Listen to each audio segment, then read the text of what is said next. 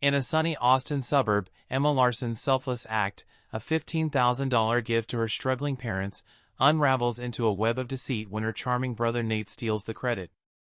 As her family turns against her, Emma uncovers a shocking secret that could shatter their bond or force the truth to light. Can she outsmart Nate's lies without breaking the law, or will she lose everything she holds dear?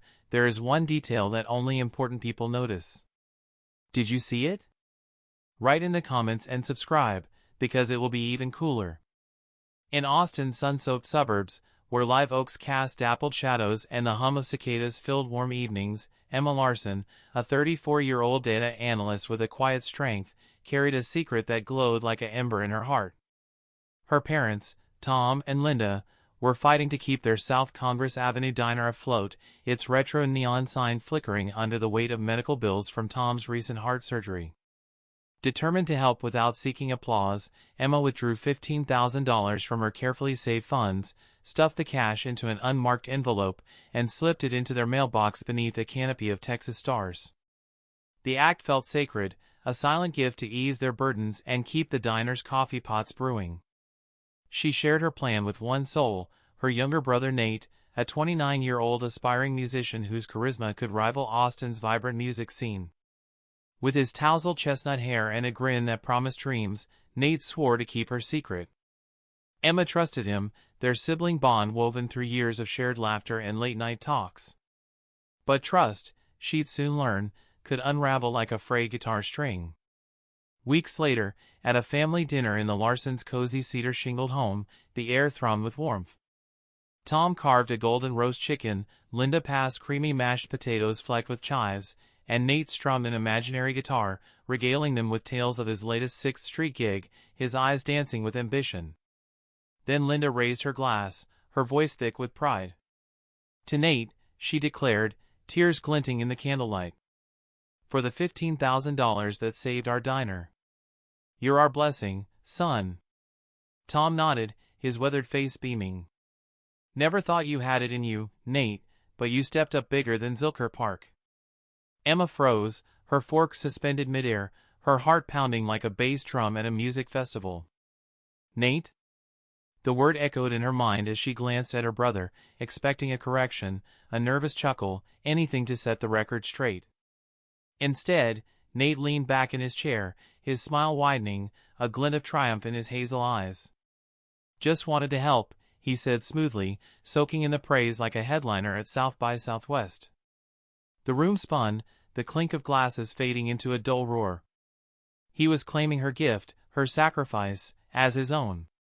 Her throat tightened, but she bit her tongue, clinging to a fragile hope that he'd confess later that this was a fleeting misunderstanding born of the moment's glow.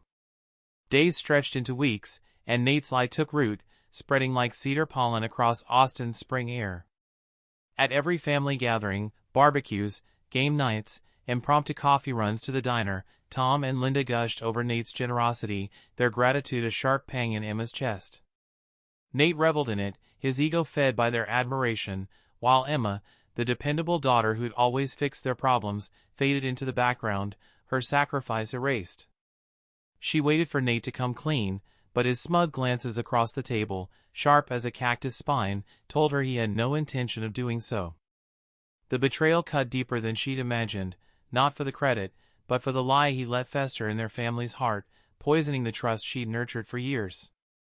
One Sunday, unable to swallow the deceit any longer, Emma spoke up. The family sat around the oak dining table, Linda's apple pie half-eaten, the scent of cinnamon and nutmeg lingering in the air.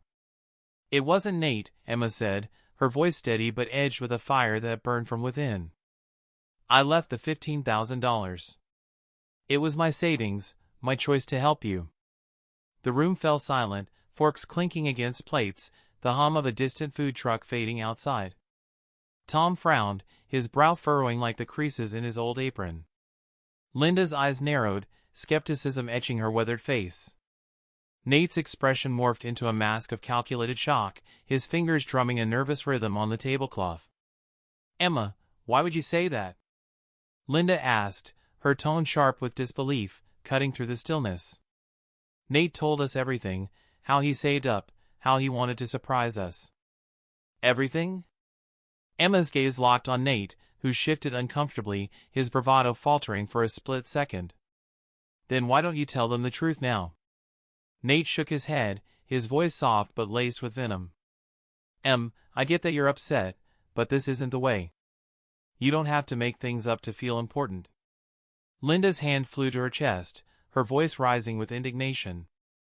"Emma, this jealousy isn't like you. Nate's been so selfless, and you're trying to tear him down." Tom added, his tone heavy with disappointment, "Let's not turn this into a competition, sweetheart. We love you both." Emma's fists clenched under the table, her nails biting into her palms, her pulse racing like the Colorado River after a storm. Her own parents, who'd leaned on her for years, through tax filings, diner repairs, late-night hospital runs, chose Nate's charm over her truth. The dismissal burned, but Nate's pitying smile, as if she were a child throwing a tantrum, seared worse. "I'm not jealous," she said, her voice trembling with restrained fury, each word a spark. "I'm telling you what happened. Nate's lying, and you're too blinded to see it." But the more she insisted, the deeper their skepticism grew. Linda sighed, exasperated, her hands smoothing her apron. "Enough, Emma. You're ruining dinner. Let it go, please." That night, alone in her apartment overlooking Austin's twinkling skyline, the city's vibrant pulse a stark contrast to her turmoil, Emma replayed the scene, anger simmering beneath a tide of hurt. She'd been so careful to keep the gift anonymous, no receipt, no note, just cash in a plain envelope, a gesture of love meant to stand on its own. Now, that anonymity was her undoing, she had no proof, and Nate knew it, his lie a perfect crime. But as she scrolled through her phone, a bank alert caught her eye, a flagged $15,000 withdrawal from months ago, buried in her email. Her pulse quickened, a spark of hope igniting. Could it be tied to the gift? Digging deeper, she found an email from a colleague mentioning Nate's recent money troubles, his boasts about new gear despite empty gigs. A chill ran through her, her analytical mind snapping into focus. The pieces didn't align. Nate's gigs barely paid for his rent in Austin's pricey East Side, yet he'd been flaunting a sleek new guitar, a high-end laptop, even a leather jacket that screamed expense. Where was the money coming from? If Nate was in financial trouble, his lie about the gift might be more than ego, it could be a desperate cover for something darker, a web of debts or deals gone wrong. The thought ignited a fire in Emma's chest, her resolve hardening like the limestone cliffs along Barton Springs. She wouldn't let Nate rewrite her truth, not in the city she called home. But how could she expose him without tearing the family apart? The answer lay in the shadows of Nate's secrets, and Emma, with Austin's resilient spirit coursing through her, was ready to uncover them, step by determined step. Emma Larson's world shrank to the confines of her Austin apartment, where the city's vibrant pulse, food trucks humming on Rainy Street, guitars strumming in Zilker Park, felt like a distant echo. The sting of her family's disbelief at that fateful dinner clung to her like humidity after a Texas storm. Her parents, Tom and Linda, had chosen Nate's polished lie over her truth, branding her the jealous sibling. Now, weeks later, the fallout spread like wildfire across Austin's tight-knit suburbs. Family group chats, once alive with memes and barbecue plans, fell silent when Emma's name appeared. Invitations to Sunday brunches at the diner, where Linda's pecan pie was a local legend, stopped coming. Even her cousin's texts were curt, laced with pity or judgment, as if she'd betrayed the Larson name. At work, Emma buried herself in data sets, her analytical mind a sanctuary from the chaos. But even there, the lie followed her. A colleague, sipping coffee in the break room, casually mentioned hearing from Linda how Nate saved the diner with his generous gift. Emma forced a tight smile, her stomach twisting like a knot in a live oak. Nate's deception had seeped beyond the family, rewriting her sacrifice into his heroism. She felt erased, her identity as the dependable daughter who'd fixed tax forms and mopped diner floors replaced by a caricature of Indy. Austin, once her haven, now felt like a stage where she played the villain. One evening, as dusk painted Austin's skyline in hues of tangerine and lavender, Emma scrolled through her phone, seeking a distraction from the ache in her chest. A message from Clara, an old high school friend who'd once shared tacos with her at Torchy's, popped up, heard about Nate's big gesture. Weird, though, he asked me for a $2,000 loan last month. Said he was broke. Emma's breath caught, her fingers freezing on the screen. A loan? Nate's gigs on 6th Street barely covered his rent in the pricey East Side, yet he'd been flaunting new studio gear, a glossy guitar, a MacBook that screamed expense. Clara's words sparked a question that burned like a sparkler. Was Nate's lie about the $15,000 covering something darker than ego? Determined to unravel the truth, Emma dove into Nate's online presence, her laptop glowing in the dim apartment. His Instagram was a curated dream, photos of him strumming at Red River venues, captions about chasing the big break under neon lights. But buried in the comments were hints of strain, a venue owner griping about an unpaid tab, a bandmate joking about Nate's mystery funds. Emma's pulse quickened, her mind mapping connections like a data chart. She cross-referenced dates, noting Nate's flashy purchases aligned with the timing of her gift. Was he using the family's praise to dodge creditors, his lie a shield for financial chaos?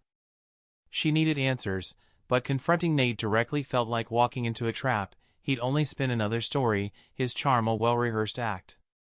Instead, she drove to the diner, its neon sign buzzing faintly against the twilight. The bell jingled as she entered, the scent of coffee and sizzling bacon familiar but no longer comforting. Linda was wiping tables, her smile fading when she saw Emma. Tom emerged from the kitchen, his apron stained, his expression guarded like a bouncer at a SoCo bar.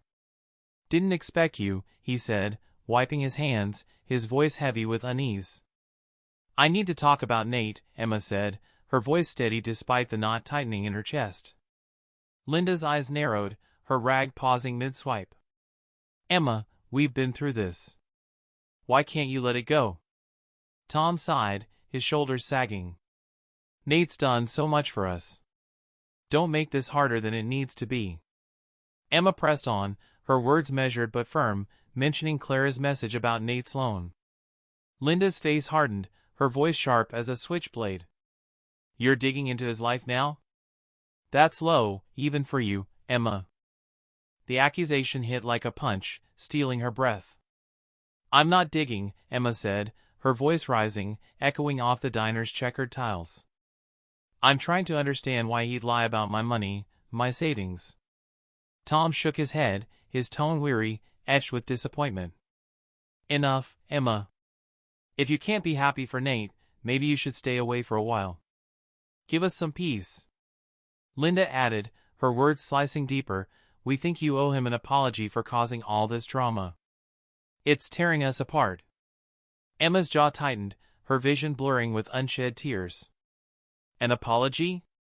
To the brother who'd stolen her sacrifice and painted her as a liar? She turned, the diner's bell mocking her exit as she stepped into the human night, the city's pulse mocking her isolation. Back home, she paced her apartment, anger and hurt colliding like thunderheads over Lake Travis. Clara's message gnawed at her, a lifeline in the storm. She called Clara, who confirmed Nate had borrowed $2,000, claiming it was for a music deal that never materialized.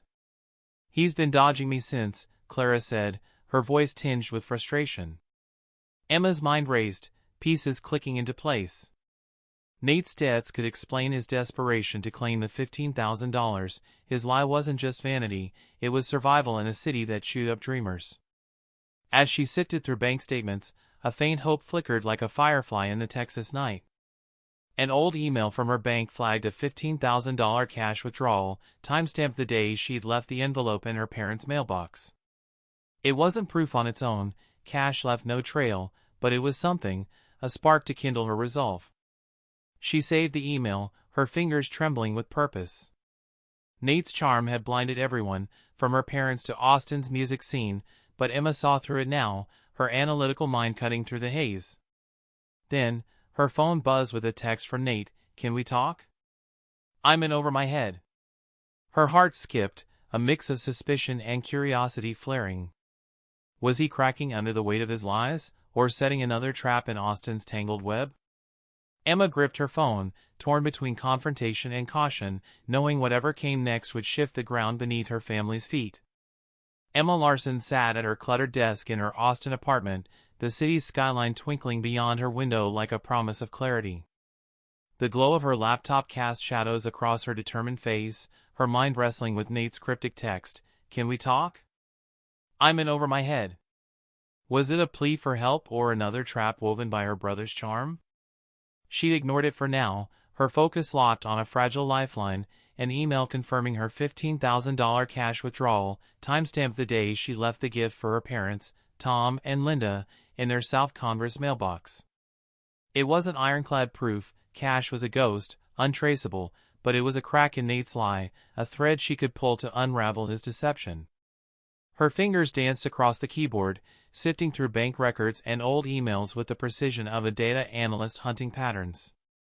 The withdrawal receipt, buried in a folder of tax documents, listed the exact date and Austin branch where she'd taken the money, her heart pounding as she counted the bills.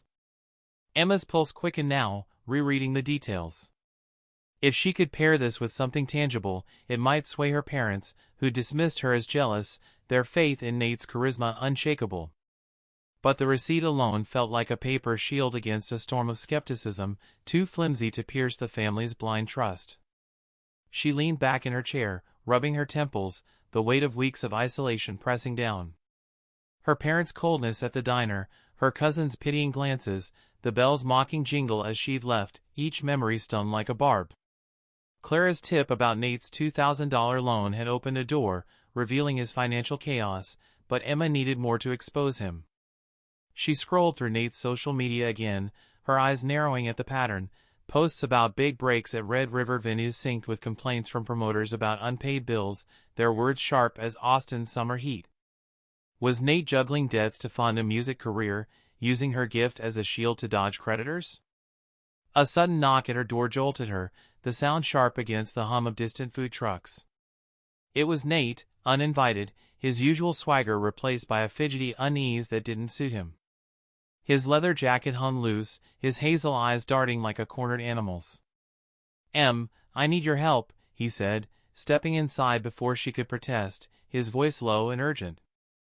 "I'm drowning in debt, studio fees, gear, a bad deal with a producer. I didn't mean for things to spiral like this." His words cracked, but Emma's guard stayed up, her arms crossed tightly. She'd seen his performances before, each one a masterclass in manipulation. "Help," she said, her voice steady but edged with steel, echoing off her apartment's hardwood floors. "After you lied about my $15,000? Why should I trust a word you say?" Nate flinched, running a hand through his tousled hair, his bravado fraying. "I know I messed up, but I'm desperate. Lenders are breathing down my neck. I thought the family thinking I gave the money would buy me time, keep them off my back." Emma's jaw tightened, her suspicions confirmed. His lie wasn't just ego, it was a calculated move to survive a financial mess. "You threw me under the bus to dodge your debts," she said, her words sharp as a 6th Street neon sign. "Give me one reason to help you now." Nate's eyes pleaded, but his words faltered, his usual charm failing under her unwavering stare. "I'll make it right, I swear. Just, don't tell Mom and Dad. They'll never look at me the same." Emma shook her head, her voice cold as Lady Bird Lake in winter. "No deals until you tell the truth, Nate. Own it." His face hardened, a flash of defiance breaking through the desperation. "You've got no proof, Em. It's your word against mine, and you know who they believe." He stormed out, slamming the door, the sound reverberating like a final chord. Emma seethed, but his words only steeled her resolve. He'd underestimated her, and she was done playing his game. The next day, a call from Javier, a family friend who ran a music venue on East Cesar Chavez, changed everything. "Heard you and Nate are at odds," he said, his voice cautious, the clink of bar glasses faint in the background. "I shouldn't get involved, but Nate's been shady. Bragged to my bartender about fooling the family with some cash gift. I recorded it, thought you should know." Javier sent the audio file, and Emma's pulse surged as she played it, her hands trembling. Nate's voice, slurred but unmistakable, cut through, told him I gave the 15 grand. They ate it up. Emma's pissed, but she's got nothing. The recording was dynamite, a direct admission of his lie, captured in a moment of drunken hubris. But using it felt like wielding a double-edged sword. It could clear her name, restore her place in the family, but airing Nate's betrayal so publicly might fracture their bonds beyond repair, leaving scars not even Austin's healing vibes could mend. Emma paced her apartment, the city's skyline a backdrop to her turmoil, torn between justice and loyalty. Her parents deserved the truth, but would they forgive her for exposing Nate so ruthlessly? She needed a way to confront him that was fair, lawful, and left room for redemption. An idea sparked, bright as a firework over Zilker Park. She'd call a family meeting at the diner, present the receipt and recording, but give Nate a chance to confess first. It was a gamble. He could double down, twist the narrative again, but it was honest, giving him an out while holding him accountable. She texted her parents, her fingers steady, "We need to talk about the money. Diner, Friday night. Please be there." Linda replied hesitantly, "Okay, but no more fighting, Emma." Emma's resolve hardened like the limestone cliffs of Barton Springs. This wasn't a fight, it was a reckoning, a chance to reclaim her truth. As she prepared, doubt crept in like fog off the Colorado River. What if Nate spun a new lie, his charm swaying them again? What if her parents clung to their golden image of him, leaving her stranded? But the receipt and recording were her anchors, proof she wasn't the villain Nate had painted. She saved the files to a USB drive, her hand steady despite the storm in her chest. Then, her phone buzzed with another text from Nate, "Don't do anything stupid, Em. You'll regret it." Her lips curled into a determined smirk as she typed back, "See you at the diner." The stage was set, and Emma, fueled by Austin's resilient spirit, was ready to turn the tide, her heart beating in time with the city's unyielding pulse. The air in Tom and Linda's South Congress diner was thick with tension, the neon sign outside buzzing faintly against Austin's velvet night. Emma Larson stepped inside, the bells jingled sharp as a warning shot. Her family huddled in a corner booth, Tom and Linda, their faces etched with weariness, her grandparents, eyes soft with concern, and Nate, slouched but defiant, his jaw tight under the diner's warm lights. Emma clutched a USB drive in her pocket, loaded with the bank receipt and Javier's recording of Nate's drunken confession. Tonight, she'd lay the truth bare, but she'd give Nate one chance to come clean, her heart torn between justice and the fragile hope of family redemption. Linda broke the silence, her voice strained, her hand smoothing her apron as if to steady herself. "Emma, you said this is about the money. Let's keep it civil, please." Tom nodded, his brow furrowed like the creases in his old work boots. "No more accusations, all right? We're tired of the fighting." Emma met their gazes, her voice calm but firm, carrying the weight of weeks of silence. "I'm not here to fight. I'm here for the truth, and it starts with Nate." She turned to her brother, whose hazel eyes flickered with unease, his fingers drumming a nervous rhythm on the tablecloth. "You know what really happened with the $15,000. Tell them, or I will." Nate's laugh was sharp, forced, echoing off the diner's checkered tiles. "You're still on this, Em? I told you, it was me. Why can't you drop it?" His charm, usually a Sixth Street spotlight, faltered under her steady stare, his bravado fraying like a warm guitar string. Linda's hand gripped Tom's, her knuckles whitening. "Emma, please," she said, her voice trembling with exasperation. "Nate's been nothing but honest. Why are you doing this?" Emma's heart sank, the familiar sting of disbelief cutting deep, but she pressed on, pulling the bank receipt from her pocket. "This is from my account, dated the day the money appeared. I withdrew $15,000 in cash. My savings, for you." The booth fell silent, the hum of a distant jukebox fading. Tom took the paper, his eyes scanning the numbers, his weathered hands trembling slightly. Linda's breath hitched, her gaze darting between the receipt and Emma. "This proves nothing," she said, but her voice wavered, a crack in her certainty. Nate leaned forward, his tone accusatory, his words sharp as a cactus spine. "You could have faked that, Em. You're desperate to look good, and it's pathetic." Emma's pulse quickened, but she stayed composed, her resolve as firm as Austin's limestone cliffs. She slid her phone across the table, her voice steady. "Then listen to this." She played Javier's recording, Nate's voice slicing through the diner's warmth. "Told him I gave the 15 grand. They ate it up." Gasps rippled through the booth, forks clinking as they dropped. Linda's hand flew to her mouth, her eyes wide with shock. Tom's face paled, his jaw slack. Nate's defiance crumbled, his eyes darting like a cornered animal's, sweat beading on his brow. "That's edited," he snapped, his voice cracking. "You set me up, Emma." But the panic in his tone betrayed him, and Emma saw the truth clawing its way out. She leaned in, her voice calm but unyielding. "Stop, Nate. You lied to cover your debts. I know about the loans, the music deal. Tell them the truth, or it only gets worse." The diner seemed to hold its breath, the scent of coffee and grease heavy in the air.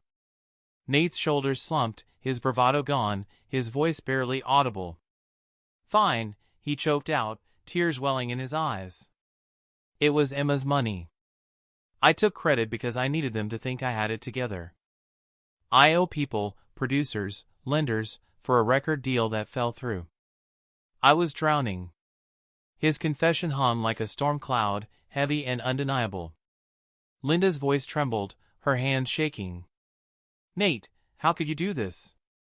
Tom shook his head, his face etched with guilt. "And we believed you, over Emma. We were so wrong."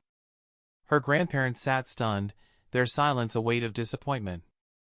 Emma's chest tightened, the victory she'd imagined felt bittersweet, a hollow ache where triumph should have been. She'd cleared her name, but the family's trust was fractured, their bond strained like a bridge after a flood. Then, Nate's phone buzzed loudly, shattering the moment. He glanced at it, his face draining of color, his hands trembling. "It's them," he whispered, his voice raw with fear. "The lenders. They know I lied. They're threatening to post about it online, ruin me, ruin us all." Emma's mind raced, the creditors thread a new twist that could drag the Larson name through Austin's gossip mill, from SoCo cafes to East Side bars. Her parents looked to her, their eyes pleading for guidance, their faith in her restored but fragile. Nate's desperation was palpable, but so was his guilt, a mirror of his own making. Emma faced a choice: let Nate face public shame, a consequence he'd earned, or help him, risking her own peace to protect the family. She took a deep breath, her voice steady as Barton Springs, her heart guided by principle. "Nate, you'll face them, but not alone. We'll find a legal way to settle this, but you take responsibility." Linda's eyes widened, tears spilling over. "Emma, after everything he did?" Emma met her gaze, her resolve unwavering. "Not just for him, for us, for what's right. But he earns it."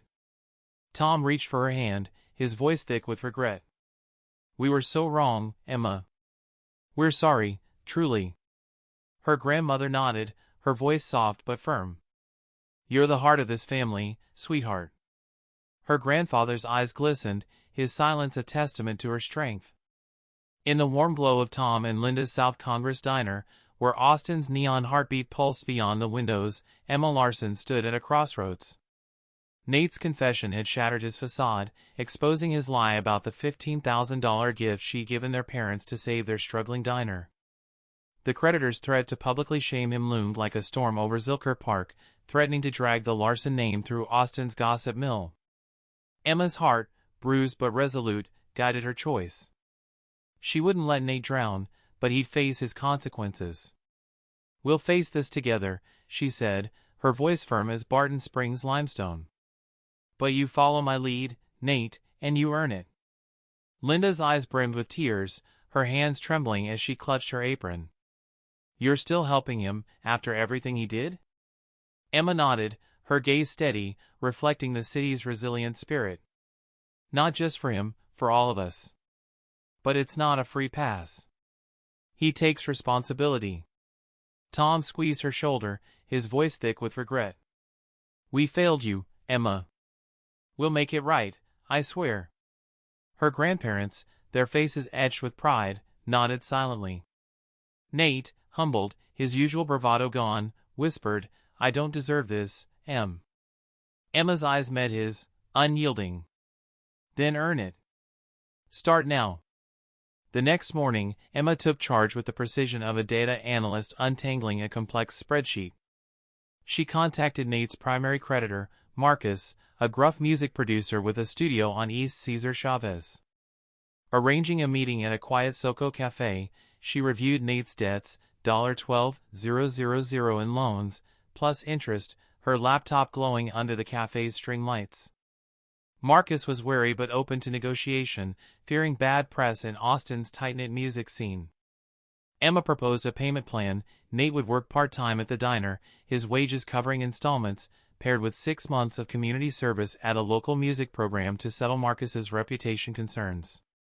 Marcus agreed, dropping the online threat, his handshake firm as they sealed the deal. Nate, to his credit, didn't resist, his defiance replaced by a quiet resolve that surprised Emma. "I'll do it," he said, his voice steady, standing in the diner's kitchen as grease sizzled on the grill. Emma helped him draft a budget, cutting his lavish spending, goodbye to flashy guitars and East Side bar tabs. She set clear boundaries, no more lies, no dodging accountability. "You rebuild trust by showing up," she told him, her words sharp but fair. Nate nodded, a flicker of the brother she'd once known returning, his eyes reflecting a tentative hope. It wasn't forgiveness, not yet, but a door cracked open, a chance for redemption under Austin's forgiving sky. The family rallied, their bonds mending like a quilt stitched with care. Linda and Tom met Emma for coffee at a rainy street patio, the air thick with the scent of tacos and possibility. Their apologies were raw, unfiltered, their faces etched with guilt. "We were blind," Linda admitted, her hands cradling her mug. "Nate's charm, we wanted to believe in him, and we hurt you." Tom added, his voice breaking, "You've always been our rock, Emma. We should have trusted you." They vowed to listen, to question, to rebuild the trust they'd shattered. Family dinners resumed, tentative but honest, the diner's booths filled with cautious laughter. Nate joined, under Emma's watchful eye, his presence a work in progress. Austin's community took notice, the city's grapevine buzzing with the truth. Javier, the venue owner who'd shared Nate's recorded confession, spread word of Emma's integrity at his East Side bar, where musicians toasted her name. Customers at the diner praised her, not Nate, for the gift that saved its retro charm, their tips a nod to her sacrifice. Nate's community service at the music program, teaching kids guitar in a sunlit community center, earned him respect, not as a star, but as a mentor. He faced consequences, 6 months of service, a lean budget, but they shaped him, his hands calloused from work, not just strings. "I'm learning," he told Emma one evening, his voice sincere, the diner's neon glow softening his features. Emma's heart, once heavy with betrayal, felt lighter, like a breeze off Lady Bird Lake. She'd fought for justice without malice, using evidence and dialogue, never straying from the law. Her reputation, once tarnished, shone brighter, a beacon in Austin's vibrant tapestry. She'd turned Nate's lie into a lesson, not just for him, but for the family, their bond stronger for the honesty she demanded. At a quiet dinner, Linda raised a glass, her voice steady. "To Emma," she said, "for showing us what strength looks like." Tom, her grandparents, and even Nate echoed the toast, his nod shy but genuine, the clink of glasses a harmony of healing. As spring bloomed, Austin's live oaks bursting with green, Emma walked along Lady Bird Lake, the city's vibrancy mirroring her renewed peace. The anger that once consumed her had faded, replaced by a quiet clarity, as steady as the Colorado River's flow. She'd faced injustice, not with vengeance, but with principle, proving her truth while offering Nate a path to redemption, one he'd have to walk himself. The family wasn't perfect, scars lingered, conversations sometimes faltered, but they were healing, stitched together by her courage. Emma paused by the water, her reflection steady in the lake's gentle ripples. She'd reclaimed her voice, her place, her power, not just in the family, but in her own heart. Nate's betrayal had tested her, but it hadn't broken her, it forged a deeper resilience, a belief in doing right even when it hurt. Austin, with its blend of grit and grace, had been her backdrop, its spirit fueling her fight. She didn't need praise or apologies, just the certainty that she'd turned pain into growth, for herself and those she loved. With a final glance at the horizon, where the city's skyline met the Texas sky, Emma walked on, her steps light, her path clear, ready for whatever lay ahead. As they sat, shell-shocked but united, Emma felt a shift, like the first breeze after a Texas storm. The truth had cost them all, but it had cracked open a path to healing, fragile as a new bud. She'd exposed Nate without malice, staying true to her principles, her lawful fight a beacon in the diner's warm glow. Now, she'd guide them through the fallout, not out of duty, but because she believed in second chances, earned, not given. Austin's resilient spirit pulsed through her, and as the city hummed outside, Emma knew the next steps would test them all, but she was ready to lead with her heart and her truth.